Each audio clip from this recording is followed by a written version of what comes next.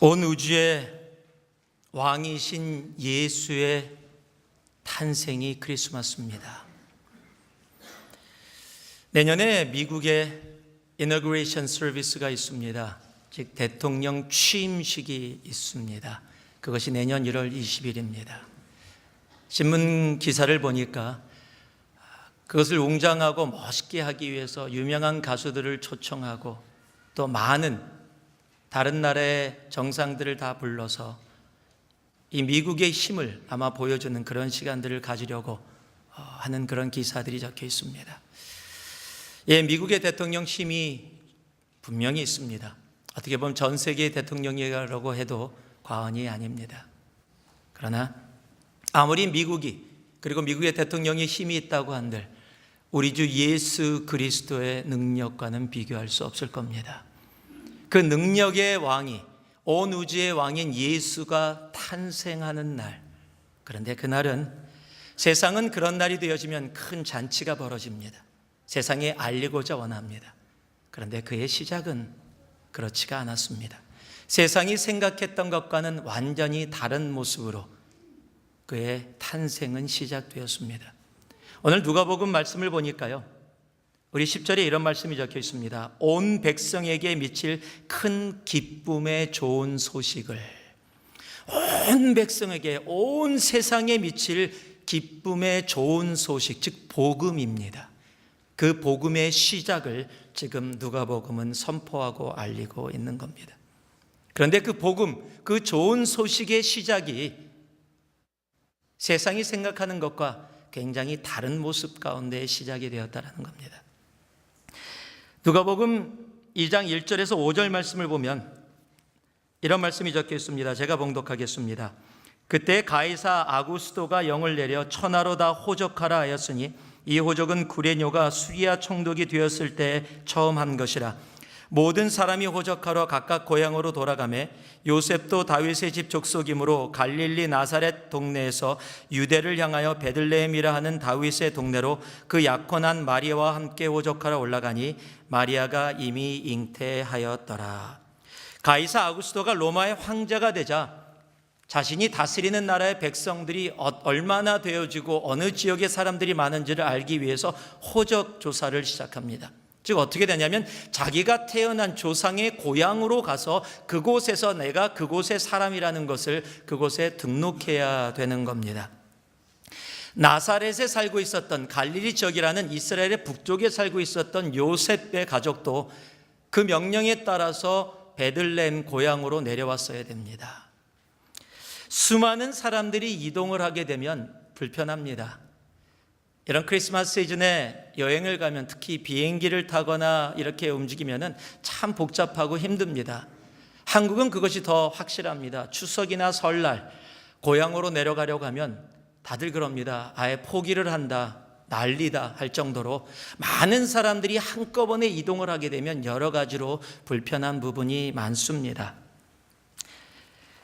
그러지 않아도 어려운 상황 가운데 지금 요셉은 하나님의 은혜로 지금 마리아를 받아들이고 그곳에서 조용하게 생활을 하고 있는 상황인데 지금 마리아가 잉태된 상황, 그 불편한 몸인데도 불구하고 이제 베들레헴으로 와서 그렇게 등록을 해야 되는 상태입니다.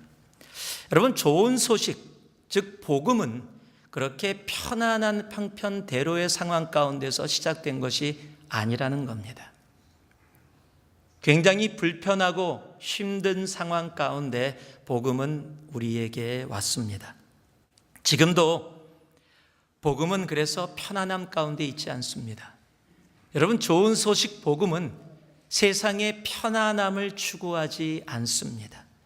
오히려 불편함 가운데서도 편안함이 아닌 하늘의 평안을 추구하는 것이 바로 복음입니다. 복음 대신 주님은 그래서 이 땅에 오셔서 언제나 세상이 불편하게 생각하는 곳을 찾아서 가셨습니다. 세리에게 가셨습니다.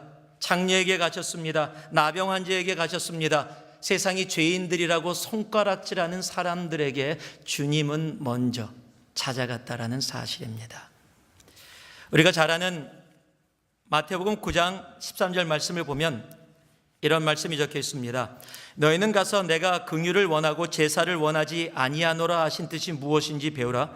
나는 의인을 부르러 온 것이 아니요 죄인을 부르러 왔노라 하시니라. 주님은 사람들이 모두 가기 원하는, 모두 인정하는 의인들의 삶을 찾아서 온 것이 아니라 오히려 사람들이 손가락질하고 불편해하고 함께하기 싫어하는 바로 그런 불편한 자리를 찾아서 오셨다라고 이야기하고 있는 겁니다. 복음의 시작이 세상이 이야기하는 편안함으로 시작된 것이 아니라는 겁니다. 오히려 복음의 시작은 불편함 가운데 시작이 되어졌습니다.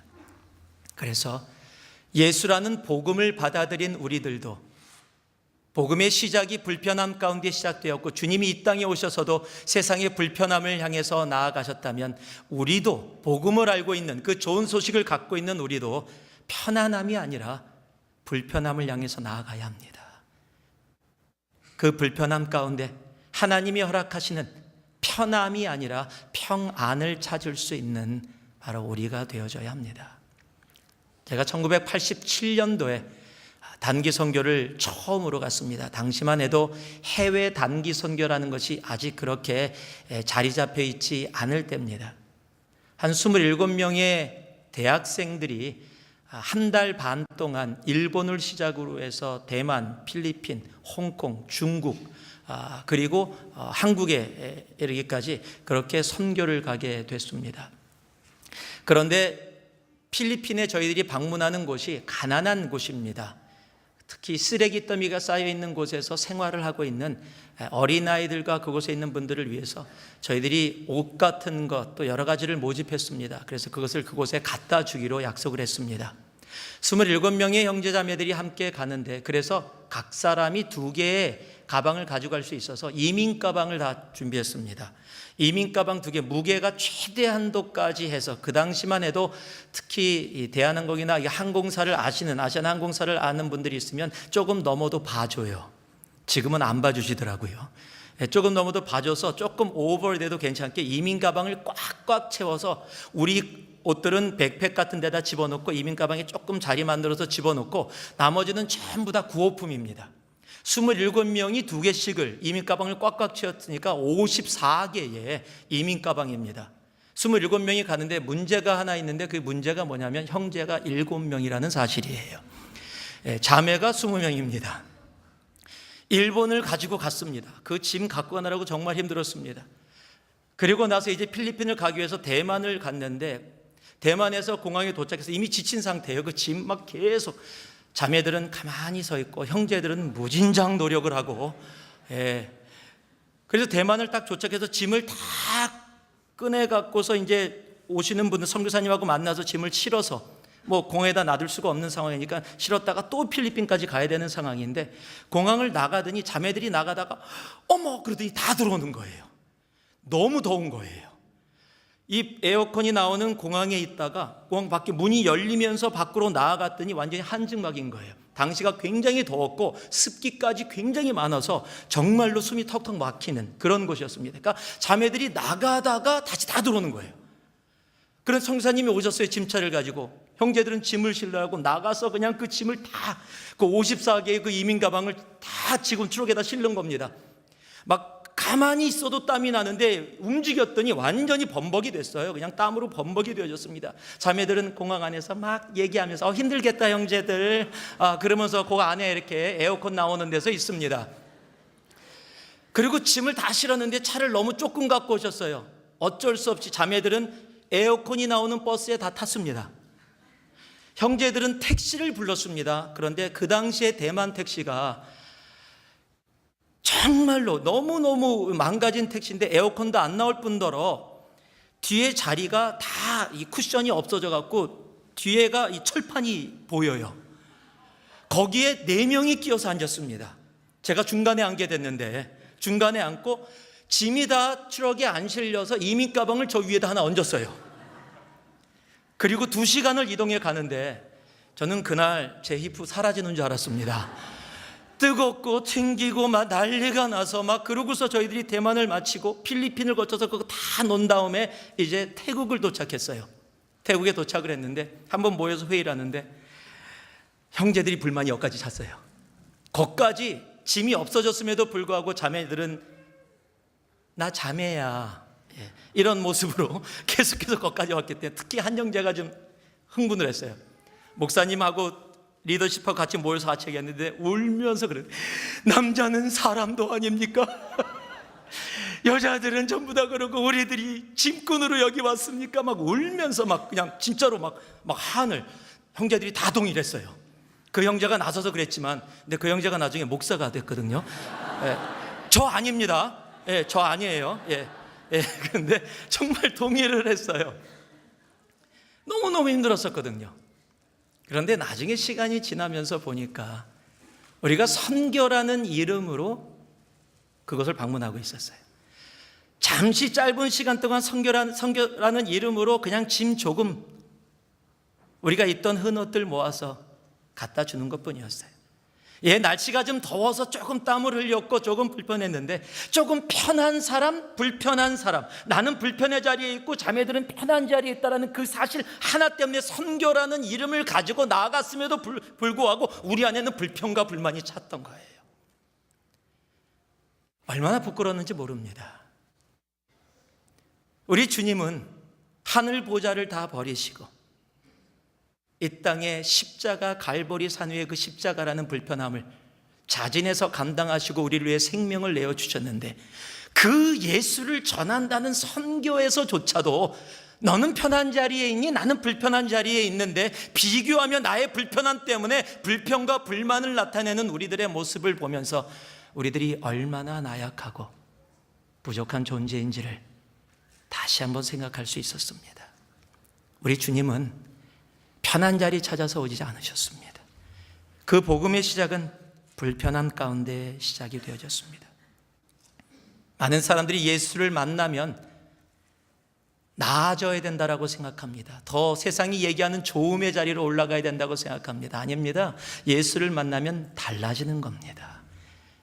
세상의 편안함을 찾던 우리들이 그 편안함이 아니라 불편함 가운데서도 하나님이 주시는 진정한 샬롬 평안을 찾는 세상이 이해하지 못하는 그 모습으로 달라짐이 예수의 복음 좋은 소식을 갖고 있는 사람들의 모습이어야 합니다. 왜냐하면 복음 그 좋은 소식이 바로 그렇게 불편함 가운데 시작이 되었기 때문입니다. 마가복음 10장은 우리들에게 이렇게 이야기합니다. 인자가 온 것은 섬김을 받으려 함이 아니라 도리어 섬기려 하고 자기 목숨을 많은 사람의 대속물로 주려 함이니라. 주님은 불편함의 자리를 일부러 찾아오셨습니다. 그의 시작 또한 결코 편안함 가운데 시작되지 않았습니다. 그렇다면 그 좋은 소식, 그 복음을 가지고 있는 우리들도 세상이 이야기하는 편한 자리가 아니라 세상이 이야기하는 세상 사람들이 다 가는 그 대로가 아니라 좁은 문 좁은 길, 주님이 걸어가신 그 길을 가는 것이 진정한 크리스마스의 주님의 오심을 다시 한번 묵상하는 주님의 자녀됨의 모습이라고 믿습니다. 두 번째는요, 6절과 7절 말씀에 적혀 있습니다. 우리 같이 한번 봉독하겠습니다. 6절과 7절입니다. 함께 합니다. 거기 있을 그때에 해산할 날이 차서 첫 아들을 낳아 강보에 싸서 구유에 뉘었으니 이는 여관에 있을 곳이 없음이라라. 한번 따라해 주시기 바랍니다. 복음은 엎친 데 덮친 것 같은 상황에서 시작됐습니다. 지금 그러지 않아도 사람들이 많아서 힘든 상태입니다. 그런데 임신하고 있는 마리아에게 통증이 옵니다. 아기가 태어날 상황이 되어버립니다. 그런데 묵을 장소가 없습니다. 아니, 묵을 장소가 아니라 아기가 태어날 수 있는 그런 공간이 아예 존재하지 않는 상황입니다. 지금 호적하러 갈릴리에서 먼 길을 온 것만도 힘들고 지친 겁니다. 지금 묵을 곳이라도 있으면 조금 몸이라도 편할 텐데 지금 묵을 곳을 찾을 수가 없는데 아기가 태어나려고 합니다. 한번 요셉의 입장에서 한번 생각을 해보세요. 지금 요셉은 지금 성령으로 잉태한 마리아, 그래서 자신이 몰래 그만두려고 했었는데 하나님께서 말씀해 주셔서 순종하고 마리아를 아내로 받아들이고 그 모든 것을 감당하기로 헌신한 사람입니다. 자기가 벌린 일이 아니라 하나님께서 그 자리에 있게 하셨습니다. 그렇다면 내가 주님 앞에 그 명령에 헌신하고 순종해서 여기 왔다면 하나님 나머지는 다 책임져 줘야 되는 거 아닙니까? 내가 지금 시작한 일도 아니고 당신께서 시작한 일이라면 당신이 책임져야 되는 일 아닙니까? 얼마든지 불평할 수 있는 상황입니다. 그런데 이것까지 왔는데 지금 아기가 태어나는데 아기가 태어날 장소조차도 없다면 나보고 어떡하라는 겁니까? 라고 분명히 이야기할 수 있었을 겁니다. 여러분, 복음은 결코 우리가 생각하는 것처럼 쉽게 이 땅에 오지 않았습니다. 우리를 살리신 복음은 정말로 어려운 상황 가운데, 결코 요셉과 마리아에게도 쉽지 않은 상황 가운데 이 땅에 오셨습니다. 그러나 그 어려움 가운데 오신 그 주님이 이 세상의 빛이 되었고 어둠 가운데 세상을 밝히는 소망이 되셨습니다. 여러분, 복음을 갖고 있는 우리의 삶 가운데도 어려움이 있습니다. 어려움이 없는 것이 거짓말입니다. 인생에는 분명히 내가 생각하지 않은 어려움이 있습니다. 아니, 내가 어떤 일을 잘못해서 오는 어려움이라면 감당하겠는데 내가 주님을 위해서 순종하고 나아가는데 어려움이 없기를 바라는 게 우리들의 마음이죠. 그런데 이상하죠? 주님 앞에 순종하고 가는 그 길이 어떨 때는 더 어렵습니다. 여러분, 주님께서 오신 그 길도 결코 그가 순종하고 가는 길이 얼마나 힘들었으면 주님께서 십자가 앞에서 주님께서 허락하신다면 하나님 이 잔을 나에게서 옮겨 주시옵소서라고 기도할 정도로 그 일이 결코 쉽지 않은 길이었음을 우리들은 압니다. 그 좋은 소식 복음을 받아들인 우리들 또한 우리의 삶 가운데 그런 어려움이 온다 할지라도 그래서 포기하면 안 됩니다. 주님께서 포기하지 아니하시고 그 십자가의 그 어려운 길을 가셨기에 그 십자가를 통해 부활이라는 영광 가운데 참여하게 되시는 겁니다. 우리 인생의 어려움들, 여러분 그것 때문에 포기하지 마세요. 낭망하지 마세요. 내가 복음을 붙잡고 있다면 그 시작이 어려워 우리의 삶 가운데 어려움이 있을지 몰라도 그 결과는 부활이라는 사실을 꼭 기억할 수 있는 우리가 되기를 소망합니다. 알프스 산맥의 낮은 지대 가면은요 아름드리 나무들이 많이 있습니다. 여러분들 사진을 보면은 이 나무 호숫가가 있고 나무들이 울창하게 있는데 그 뒤로 하얀 눈이 덮인 이 산을 보는 그런 모습들을 보실 겁니다. 그렇게 추운 지방에도 낮은 지역에는 아름드리 나무들이 굉장히 많이 있는데 산 위로 올라가면 올라갈수록 나무의 개수가 줄어듭니다. 그리고 나무의 모양도 많이 바뀝니다. 그래서 수목 한계선이라는 곳이 있습니다. 그것이 해발 3,000m라고 보통 이야기를 하는데 그 해발 3,000m 근처에 가까이 가면 나무들이 거의 다 사라지고요. 나무들이 존재하지 않고 그 이후에는 나무가 아예 없습니다. 그런데 그 해발 3,000m 그 수목 한계선의 그 부근에 나무들이 있기는 있는데 나무들이 아름드리 나무가 아니라 전부 다 막 비비 트이고 꼬이고 누워지고 막 이상한 괴기한 모양이에요. 춥고 바람이 부니까 그 영향을 받아서 그런 모양의 나무들이 그곳에 굉장히 많이 있습니다. 아마 쓸모없는 나무처럼 그렇게 보여지는 나무들입니다. 그런데 아십니까? 그 나무가 이 세계에서 가장 유명한 명품 바이올린을 만드는 재료라는 사실을요. 그런 환경에서 자란 나무여야만 세월이 지나도 튀거나 터지지 않고 소리의 공명이 잘 된답니다. 그래서 세계의 명품 바이올린은 그 나무를 일부러 찾아서 그 나무로 만든다는 사실입니다. 여러분 우리의 삶 가운데 어려움이 있습니다. 여러분 복음 알았다고 어려움이 사라지는 거 아닙니다. 그러나 그 어려움이 우리를 낭망하고 절망하게 하게 놔두지 마세요. 주님이 걸어가신 그 십자가의 길 주님이 포기하셨다면 우리는 여기 없습니다. 그러나 그가 그 길을 걸어가셨기에 그 죽음도 보셨지만 그 부활이라는 영광 가운데 우리를 이 자리로 인도하실 수 있었듯이 우리의 삶 가운데 어려움 분명히 있을 수 있습니다. 그러나 그 어려움 가운데 주님을 온전히 붙잡는다면 주님께서 허락해 주시는 그 부활의 영광에 우리도 분명히 함께 참여하게 될 겁니다. 주님의 복음은 쉽게 우리에게 오지 않았습니다. 어려움 가운데 왔습니다.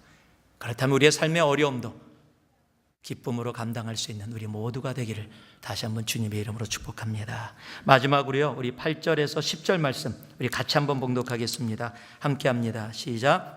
그 지역에 목자들이 밤에 밖에서 자기 양떼를 지키더니 주의 사자가 곁에 서고 주의 영광이 그들을 두루 비추매 크게 무서워하는지라. 천사가 이르되 무서워하지 말라. 보라, 내가 온 백성에게 미칠 큰 기쁨의 좋은 소식을 너희에게 전하노라. 자, 따라해 주시기 바랍니다. 복음은 자금 가운데 시작되었습니다. 지금 복음, 주님의 오심의 좋은 소식을 천사들이 전하는데 왕한테 가서 전하고 지금 세도가들한테 가서 전하면 더 빨리 많은 사람에게 알려질 수 있을 텐데 지금 천사들이 누구에게만 나타났냐면 목자들에게 나타났습니다. 여러분, 그 시간에 목자들에게 나타난 것은 이 목자들은 그 시대 그 배경 속에서는 소외된 자, 인정받지 못하는 사람들입니다. 그들이 무엇을 해도 사람들에게 영향력이 없는 그런 존재들이 당시의 목자들입니다. 그런데 그 목자들에게 나타나서 하나님께서 천사를 통해서 얘기합니다. 이 세상의 소망이 되어주는 좋은 복된 소식을 너희에게 전한다. 이런 복음의 시작, 좋은 소식의 시작은 세상이 생각하는 것처럼 크고 위대하고 그렇게 시작되지 않았습니다. 아주 작게, 아무도 모르게 조그맣게 시작되었다라는 사실입니다. 전화기를 만들려고 하면은요, 요즘 많은 전화기 광고하잖아요. 어떻게 합니까? 많이 팔려고 하면은요, 전화기 광고를 미리미리 합니다. 아직 나오지도 않았는데. 그리고 또 광고가 나오면은요, 부분만 보여줘요. 궁금하게 만들려고. 어떤 모양일까 막 일부러 그렇게 해서 사람들에게 관심을 갖게 합니다. 그게 세상의 방법이에요. 그래야 많은 사람들이 알고 더 많은 사람들이 사게 되어지고 영향력 가운데 들어가게 되니까요. 그런데 하나님은 세상의 방법을 전혀 택하지 않으십니다. 세상이 이야기하는 이게 가장 베스트야라고 하는 방법을 택하지 아니하시고 오히려 아무도 모르는 가운데 고유의, 그리고 아는 사람은 그 세상이 별로 인정하지도 않는, 영향력이 없는 그 목자들만 아는 그 가운데 이 땅에 태어나십니다. 그러나 그렇게 작게 시작됐다고 해서 아무도 모르게 시작되고 아무도 모르게 끝나지 않았다는 사실을 우리는 압니다. 그렇게 작게 시작됐지만 그 복음이 온 세상을 변화시키는 엄청난 능력으로 지금도 이 땅 가운데 역사하고 있음을 우리들이 압니다. 여러분, 예수 믿으면은요, 알아주지 않을 수 있습니다. 예수 믿는다고 사람들이 알아준다 그런 거 없습니다. 일부 예배를 끝나고 어느 가정이 방문을 하셨어요. 한국에서 잠시 방문을 하셨습니다. 연세 드신 분이. 같이 모여서 잠시 티를 하면서 나누는데 우시면서 얘기를 하시더라고요. 그동안 스트러글이 많이 있으셨대요. 그 삶 속에 스트러글이 있으셨는데 당신은 여호수아가 되고 싶었대요. 그런데 하나님이 갈렙이 되라고 그러신대요. 무슨 말인지 아시는지 모르겠습니다. 이걸 모르면 성경 좀 많이 읽어주시기 부탁드립니다. 여호수아는 동일하게 10명의 정탐꾼 중에서 남은 두 사람인데 여호수아는 성경을 봐도 여호수아라는 이름으로 책이 있습니다. 그는 리더로 나섰습니다. 갈렙은 몇 군데 나타나지 않습니다. 자기는 바울이 되고 싶은데 하나님이 바나바라가 되라 그러신대요. 앞에 서서 움직이고 사람들에게 인정받고 하나님께도 인정받길 원하시는데 하나님은 사람들에게 인정받지 않는 그 자리, 사람들이 알아주지 않지만 내가 인정해주는 그 자리에 서라고 하신대요. 그래서 눈물을 흘리면서 간증을 하시더라고요. 짧은 시간이지만은요, 하나님이 너무 귀한 가르침을 허락해 주셨다고요. 세상에서 인정받는 건 나쁜 거 아닙니다. 그러나 우리 주님 세상에서 인정받기 위해서 이 땅에 오지 않으셨습니다. 세상이 인정하지 않은 정도가 아니라 아예 무시를 했습니다. 빛으로 이 땅에 오셨지만 세상은 그 빛을 알지 못했다. 성경은 기록하고 있습니다. 여러분, 복음 우리 안에 있으면요, 인정받지 못할 때 많습니다. 오히려 세상 사람들이 세상에서 더 인정받으면서 잘 나가는 것처럼 보여집니다. 세상이 인정해주는 자리가 꼭 축복의 자리라고 그렇게 느껴집니다. 그렇다면 예수님의 오심은 결코 축복받은 자리가 아닙니다. 저주받은 자리입니다. 그의 죽으심도 저주라는 십자가 가운데서 생을 마무리하게 되십니다. 그렇다면 예수 믿는 것은 저주의 삶입니까? 아닙니다. 이 세상 가운데 비록 인정받지 못하고 작고 외로운 삶을 혹 세상 가운데 살아간다 할지라도 여러분, 우리 주님께서 우리를 알고 계십니다. 제가 대학생 때 사역을 진짜 열심히 했습니다. 공부를 이렇게 얘기하면 안 되는데 공부를 소홀히 할 정도로 사역을 열심히 했습니다. 정말로 열심히 했어요. 너무너무 좋았습니다. 하나님을 만나고 너무 기뻤어요. 근데 사역을 하면 할수록 공허감이 오는 거예요. 사람들이 뭘 하고 나면 너무 좋으면 좀 이렇게 인정받고 싶은 마음이 아마 제 마음속에 있었던 것 같아요. 근데 그 일이 이루어지지 않았습니다. 그래서 낙심과 낭망을 했어요. 이게 뭔가, 내가 예수를 열심히 믿는다는 게 뭔가, 막 이런 자괴감에 좀 빠진 상태였습니다. 근데 당시에 조금 제가 집안 사정이 좋지 않아서 아르바이트를 하면서 대학교를 다니고 있었어요. 제 아르바이트가 아마 몇 번 말씀드렸지만은 다미노스 피자 딜리버리를 했었습니다. 당시에는 다미노스 피자 딜리버리는 꼭 옷을 입혀요. 그리고 이렇게 새마을 모자 같은 걸 꼭 씌웁니다. 그것도 우리 돈으로 사야 돼요. 정말 나쁘죠. 정말 나빠요. 자기 돈으로 사야 돼요. 그래서 돈을 주고 샀습니다. 그리고 우리 차를 써야 돼요. 근데 제 차는 정말 그 당시에, 죄송합니다 이렇게 표현해서 깡통이라고 얘기하죠. 아무것도 없는, 정말 운전만 할 수 있는 차. 라디오 있고 창문도 이렇게 하고 스틱십이고 라디오만 있고 아무것도 없는 차. 에어컨도 당연히 없죠. 히터만 있어요. 여름에 히터 틀 수는 없는데 여름에 다미노스 피자 딜리버리 하려고 뜨거운 걸 옆에다 놔두고, 그 정말 좌절감 때문에 어쨌든 일을 해야 되니까 나와 있었는데 너무 낭망이 되니까요, 막 그냥 너무 힘든 거예요. 그런데 라디오에서 96.3이라는 복음 방송이 나오는 곳이, 미국 복음 방송이 나오는데 거기서 노래가 나오는데 레이 볼츠라는 미국 가수가 Thank You라는 노래를 부르는 거예요. 그때 처음 들었습니다. 근데 거기 많은 좋은 가사들이 있는데 그 중에 뒤에 부분에 이렇게 나와요. Little things you have done, sacrifices you made, unnoticed on the earth, in heaven now proclaimed. 너가 세상에서 희생하고 너가 수고한 모든 것들, 세상에서 너를 알아주지 않았다고 할지라도 주님 앞에선 이 천국에서는 now it proclaimed, 세상에 하늘나라에 선포되어진다. 그 가사 내용이 봐라, 하나님이 너를 위해서 준비하신 이 모든 것을, 이런 가사예요. 그 가사를 들으면서 얼마나 막 은혜가 되든지 막 정말 콧물 눈물 흘면서 막 엉엉엉 울었어요. 울다가 느낌이 이상해서 오른쪽을 쳐다봤더니 제가 신호등에 걸려 있었는데 저를 어떤 사람이 이렇게 쳐다보고 있는 거예요. 얼마나 창피하든지. 정말 그때를 잊을 수가 없어요. 하나님께서 허락해 주신. 제가 그래서요, 그때 이 다미노스 피자 옷하고 모자하고 제가 한 10년을 보관한 것 같아요. 그때 총각되었으니까 결혼하면 우리 자녀들에게 물려줘서 이 아빠가 얼마나 열심히 생활을 하고 살았는지를 보여주려고 그랬는데 지금 어디 갔는지 아무리 찾아도 안 보여요. 이거 돈 주고 산 건데. 이 세상에서요, 내가 수고하고 내가 섬긴 모든 것, 주님을 위해서 드려진 것, unnoticed, 그렇게 될 수 있습니다. 아니면 어쩌면 그런 게 더 많을지도 몰라요. 그런데 우리가 세상에 인정받기 위해서 복음 가운데 거하는 게 아니거든요.